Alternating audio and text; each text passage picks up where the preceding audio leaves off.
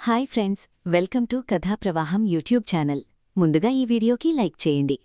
నారాయణుణ్ణి చూసి మహాలక్ష్మి ముందుగుండి పగిలి నిజం బయటపెట్టింది లలిత. అసలిదంతా ఎలా జరిగింది అనేది వీడియోని స్కిప్ చేయకుండా చివరి వరకు చూడండి. పదరిల్లు రేపటి ఎపిసోడ్స్లో ఏం జరగబోతుందో ముందుగా తెలుసుకోవాలి అనుకుంటే వీడియోని లైక్ చేసి ఛానల్ని సబ్స్క్రైబ్ చేసుకుని పక్కనే ఉన్న బెల్ సింబల్లో ఆల్పై క్లిక్ చేయండి. చక్రి మహాలక్ష్మి ఇద్దరూ ఒకటవ్వాలని మీరు కూడా కోరుకుంటే కమెంట్లు ఎస్ అని టైప్ చేయండి. మొత్తం మీరు చూసుకున్నట్లయితే కనుక ఇంకా చక్రి మొత్తం ఇంట్లో వాళ్ళందర్నీ కూడా ఒప్పిస్తాడు. ఎందుకంటే మహాలక్ష్మిని తీసుకుని అలా బయటికి వెళ్దామని ప్లాన్ చేసిన చక్రికి మహాలక్ష్మి రాను, మిగిలిన వాళ్ళని తీసుకువెళ్ళండి అనగాని మహాలక్ష్మితో పాటు ఇంట్లో వాళ్ళని వాళ్ళు వీళ్లు ఒప్పుకున్నారని వీళ్లు ఒప్పుకున్నారని మొత్తానికి మాయ చేసి మభ్యపెట్టి అందర్నీ కూడా ట్రిప్ కోసమని బయలుదేరి వెళ్తారు. ఇంక నారాయణ కూడా వస్తాడు. ఇంక చాలా చాలా సరదాగా అయితే టైం స్పెండ్ చేస్తూ అందరూ కూడా ఒక రిసార్ట్లో అయితే రూమ్స్ తీసుకుంటారు. 4 అన్నదమ్ములు 5 కూడా ఒక రూమ్ తీసుకుని మహాలక్ష్మికి ఒక్కదానికి ఒక రూమ్ తీస్తారు. మనం 5 ఇందులో సరిపోతామన్నయ్యా అనగానే అయితే మన ముగ్గురికి ఒకటి వాళ్ళిద్దరికీ ఒకటి అన్నట్టుగా ఒక 3 రూములు తీసుకుని ఎంతో ఆనందంగా అందరూ కూడా ఫ్రెష్ అయి వద్దామని అందరూ ఫ్రెష్ అయి వస్తారు. అందరూ కూడా ఒకచోట కూర్చుని డిన్నర్ చేస్తూ ఉంటారు. చేస్తూ సరదాగా నవ్వుతూ తింటూ ఉండగానే ఇంక ఈ నారాయణ మాత్రం తినడు. ఎందుకంటే మందు తాగేవాళ్లకి మందు తాగితేనేగాని భోజనం తినబుద్దెవడు కదా. సో నారాయణకి కూడా అదే పరిస్థితి. వెళ్లలేడు ఉండలేడు అన్నట్టుగా తినకుండా ముగ్గులు వేస్తూ ఉంటాడు. ఏమైంది ఇప్పుడు మీకేం కావాలి అనగానే ఏం మందు లేకుండా మీరు ముద్దు దిగలేకపోతున్నారా తినలేకపోతున్నారా అంటూ మాట్లాడేసరికి అది అలవాటైపోయింది కదమ్మా, ఆ అలవాటుని తప్పించలేము అనగానే అయితే 2 పెగ్గులు అనేసరికి ఇలా వెళ్ళి అలా వచ్చేస్తానమ్మా అని చెప్పి గబగబా వెళ్తాడు. ఇంకా అదే సమయానికి అదే రిసార్ట్కి వీళ్లు కూడా ఫ్యామిలీతో పాటు వస్తారు. అంటే వీళ్లు కూడా వాతావరణం అంటే ప్లేస్ చేంజ్ అయితే కొంచెం ప్రశాంతత ఉంటుందని అన్న ఉద్దేశంతో వీళ్లు కూడా అదే రిసార్ట్కి వస్తారు. ఎవరు? ప్రతాప్, ఆది, హారిక, లలిత. వీళ్లు కూడా అదే రిసార్ట్ దగ్గరికి వచ్చేసరికి వీళ్ళు కొంచెం డిస్టెన్స్లో కూర్చుంటారు. ఇక్కడ నారాయణకి మందు అలవాటున్నట్టుగాని వాడు మనసు కూడా ప్రతాప్ మనసు కూడా బాధ కలిగి మందు తాగుదామని ఒకచోట కూర్చునేసరికి దాని ఎదురుగుండా నారాయణ కూర్చుంటాడు. ఎంత వ్యత్యాసమున్నా తాగుబోతుల మధ్య అయితే వ్యత్యాసముండదు కదా. కోటేశ్వరులు లేనివాళ్లని తాగేటప్పుడు అందరూ సమానంగానే ఫీలవుతారు కాబట్టి వీళ్ళిద్దరూ ఎదురుబదురు కూర్చుని ఏంటి బాధ అని చెప్పి నారాయణ అడుగుతాడు. నా కూతుర్ని నేనెంతో ప్రేమగా పెంచుకున్నాను, కానీ ప్రేమించిన వాడిని వదిలి కోసం నన్ను వదిలేసి వెళ్ళిపోయింది. ఈ కాలంలో పిల్లలంతే, ప్రేమించిన వాళ్ల కోసం వదిలేసి వెళ్ళిపోతున్నారు. నాకా గొడవలేదు, నాకున్నది 4 కొడుకులే. అయినా ప్రేమించిన వ్యక్తికి ఇచ్చే పెళ్లి చేస్తే ఏ ఇబ్బంది ఉండదు కదా. అటు మీ అమ్మాయి సంతోషంగా ఉంటుంది, మీరు సంతోషంగా ఉంటారు. ప్రేమించిన వాళ్ళని దూరం చేయడం వల్ల మనం దూరమవుతామే తప్ప వాళ్ళైతే మనకు దూరం కారు. ఎప్పటికీ దగ్గర కాలేరు, దూరం కాలేరు. బాధపడుతూ ఉంటారు.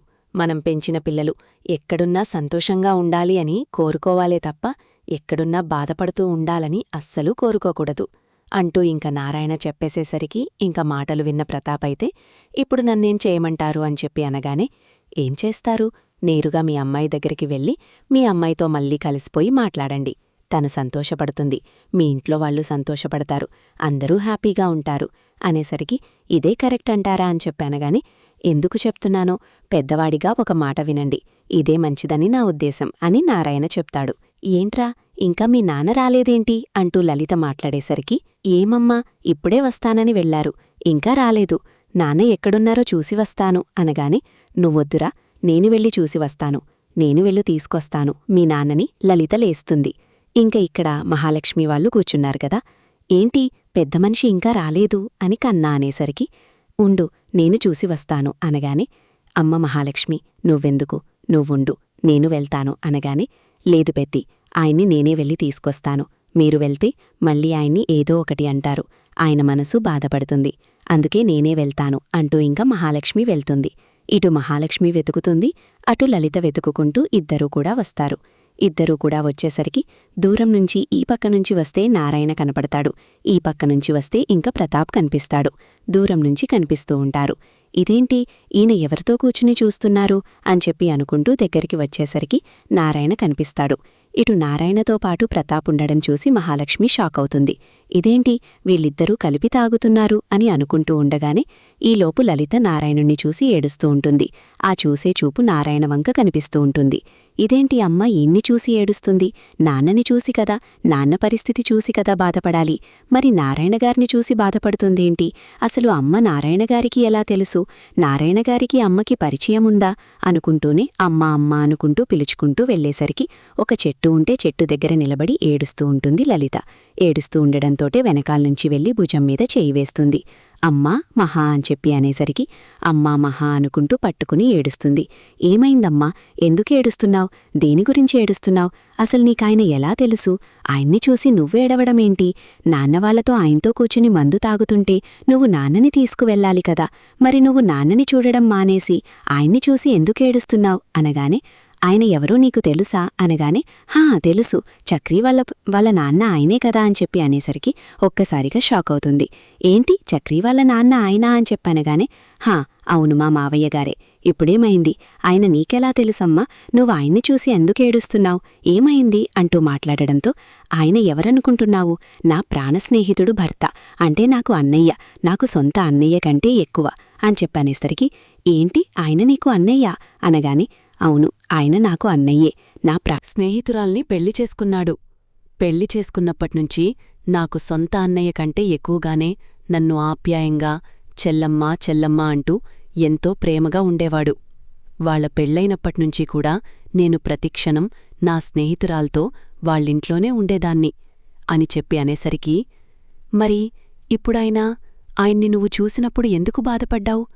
అలాంటప్పుడాయన దగ్గరికి వెళ్ళి అన్నయ్య అంటూ పలకరించాలి కదా. పలకరించడం మానేసి ఏడ్చుకుంటూ ఎందుకొచ్చేశావు అనగానే చెయ్యని తప్పుకు ఆయన శిక్ష అనుభవించారమ్మా, అందుకే ఆ బాధను నేను తట్టుకోలేకపోయాను అనేసరికి చెయ్యని తప్పుకు శిక్ష అనుభవించారా? ఏం మాట్లాడుతున్నావమ్మా? చెయ్యని తప్పుకు ఆయన ఏం శిక్ష అనుభవించాడు? ఆయన ఏం శిక్ష అనుభవించాల్సిన పరిస్థితొచ్చింది అంటూ మాట్లాడడంతో అవును చెయ్యని తప్పుకే శిక్ష అనుభవించాడు. అసలాయన శిక్ష అనుభవించాల్సినవాడు కాదు. అసలేం జరిగిందో నాకు తెలుసు. ఆ విషయం నేను చెప్దాము అంటే చెప్పకుండా తన మీద ఒట్టు వేయించుకుని మరీ నా నోరు మూయించేశాడు. లేదంటే నేనా రోజే నిజం చెప్పి ఆయనకి ఆ శిక్ష పడకుండా చేసేదాన్ని అని చెప్పి అనేసరికి అసలేం జరిగింది? అసలెందుకు ఆయన గురించి నువ్వు అలా మాట్లాడుతున్నావు? చెయ్యని తప్పుకి శిక్ష అనుభవించడమేంటి అని చెప్పి అనేసరికి నేనొకరోజు నా స్నేహితురాల్తో పాటు ఆడుకుంటూ ఉన్నాను. అంటే తనతో పాటు మాట్లాడుతూ ఉన్నాను. అప్పుడే నా స్నేహితురాలు వంటగదిలో వంట చేస్తూ ఉంది. వంట చేస్తూ ఉండగా నేను వంట చేస్తానే అంటూ వంటగదిలోకి నేను వెళ్ళి చూసుకోకుండా నూనె కింద వెలకపోసేశాను. అప్పుడే నా స్నేహితురాల్ని నూనె కనిపించట్లేదు అని పిలవడంతో తను వచ్చి ఆ నూనె మీద కాలు వేసి జర్రును జారుకుంటూ వెళ్ళి అక్కడొక మేకుంటే మేకుకి గుచ్చిపోయింది తన తల. అలా గుచ్చిపోవడంతోటే తను అక్కడికక్కడే ప్రాణాలు వదిలేసింది. అదంతా కూడా నా వల్లే జరిగింది. నా వల్లే జరిగి నేనే అదంతా కూడా చూశాను. కాని అక్కడి శిక్ష పడితే నాకే శిక్ష పడుతుంది. ఎందుకంటే ఆ నూనె పడడం నా వల్లే. నేనే చూసుకోకుండా తను నూనె కాంటే నేనేమనుకున్నానంటే తను జారుతుంది, ఏదో సరదాగా ఉంటుంది అనుకున్నాను తప్ప తనకి అంత పెద్ద ప్రమాదం జరిగి మేకుకి తలగుచ్చుకుంటుంది, అక్కడికక్కడే ప్రాణాలు పోయే పరిస్థితి వస్తుందని అస్సలు అనుకోలేదు. అలా ఇంతకుముందు చాలాసార్లు మేమిద్దరం ఆట పట్టించుకున్నాం. కాని అప్పుడు సీరియస్ అయ్యి నా చేతుల్లోనే తన ప్రాణాలు పోయాయి. కరెక్ట్గా అదే సమయానికి అన్నయ్య వచ్చారు. ఏం జరిగిందమ్మా అంటూ నన్నడిగారు. జరిగిన విషయమంతా కూడా నేను చెప్పాను. అయితే ఇది నీమీదకే వస్తుందమ్మా, దయచేసి నువ్విక్కడికి వెళ్ళిపో. వాళ్ళివేమీ ఆలోచించరు. తప్పు నీమీద వేసి నిన్ను జైలుకి పంపిస్తారు. ఒక ఆడపిల్లవయ్యుండి నువ్వు జైల్లోకి వెళ్లడం నేను ఒప్పుకోలేను. పైగా నిన్ను నా సొంత చెల్లెలా అనుకుంటున్నాను. వెళ్ళిపో అమ్మా, ఇక్కడ్నుంచి వెళ్ళిపో అంటూ ఇంకా అక్కడ్నుంచి నన్ను పంపేశాడు.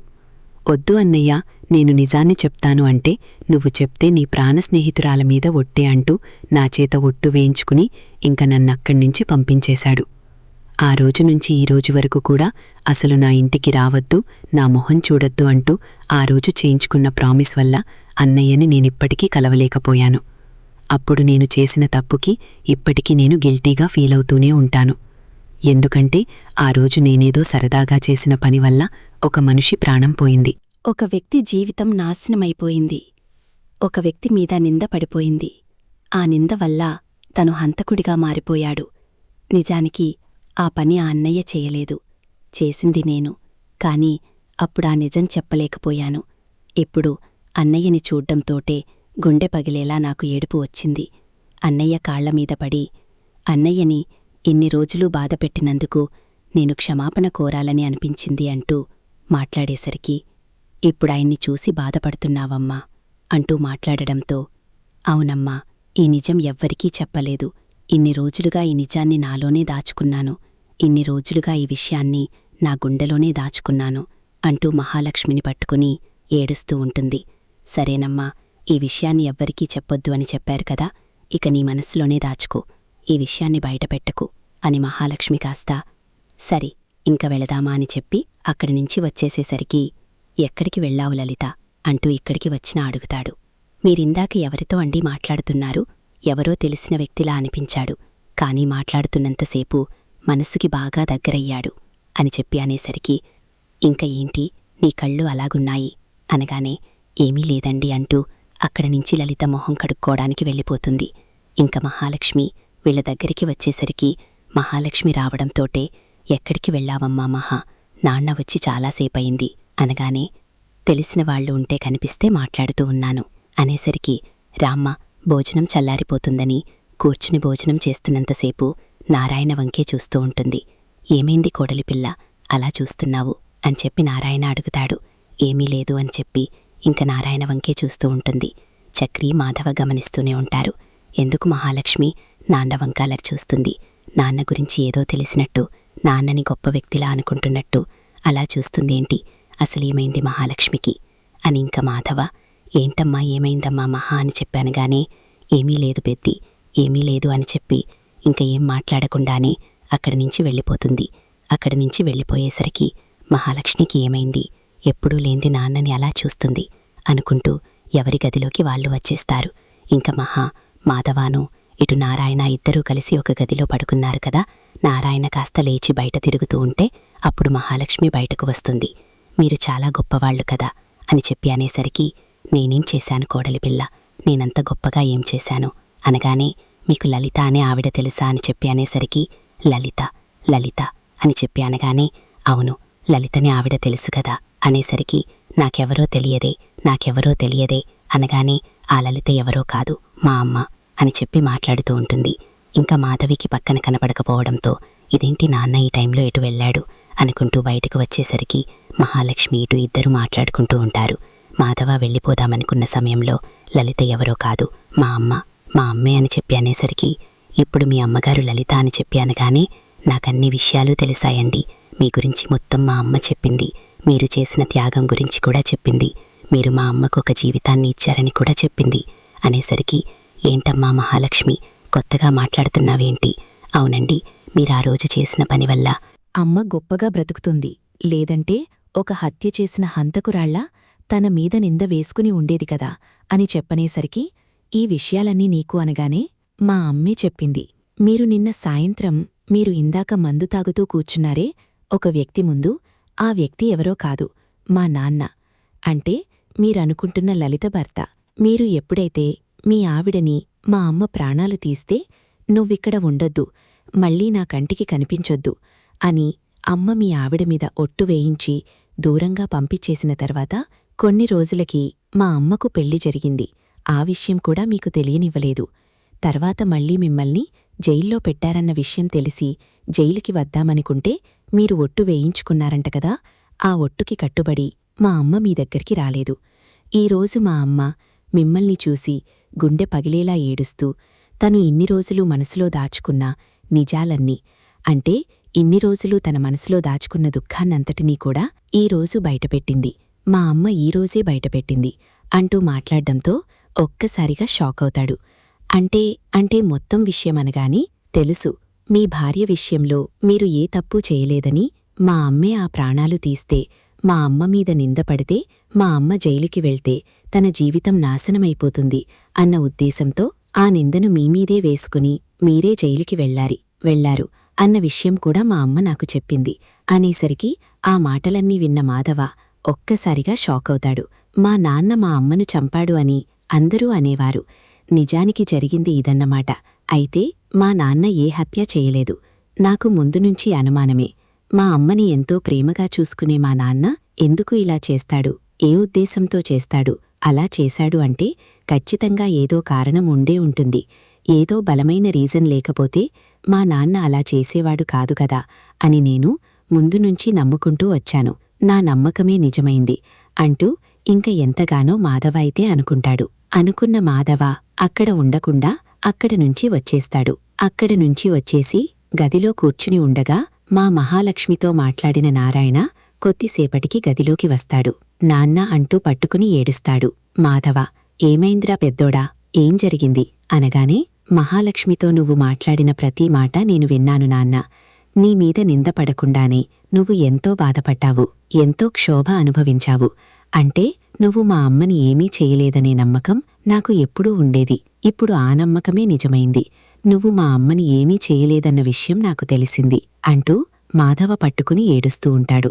ఒరే పెద్దోడా, కొన్నిసార్లు మనం పట్టు విడవడం కంటే పట్టు పట్టుకోవడమే మంచిదిరా.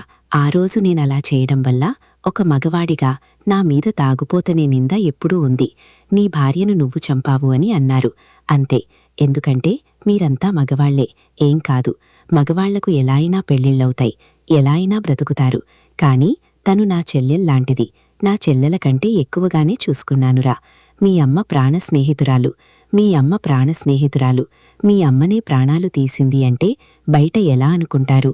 పైగా ఆడపిల్ల, పెళ్ళీడికి వచ్చిన ఆడపిల్ల జైల్లో కష్టాలు పడడం అంత మంచిది కాదు అని నాకనిపించింది. అందుకోసమని తనని ఇబ్బంది పెట్టకూడదని, తనని బాధ పెట్టకూడదన్న ఉద్దేశంతోనే నేను ఆ రోజు అలా ఆ నింద నామీద వేసుకుని నేనక్కడ్నించి వెళ్ళిపోయాను. లేదంటే ఆ నింద తనమీద పడి ఉండేది, తనకు శిక్ష పడి ఉండేది. అందుకే తను మళ్ళీ ఎప్పుడైనా సరే వచ్చి నిజాన్ని ఎవరికైనా చెప్తుందేమో అన్న భయంతోనే తన ప్రాణస్నేహితురాలైన మీ అమ్మ మీద ఒట్టు వేయించా. తనను అక్కడ్నించి పంపించేశాను అంటూ నారాయణ కాస్త విషయం మొత్తం చెప్తాడు.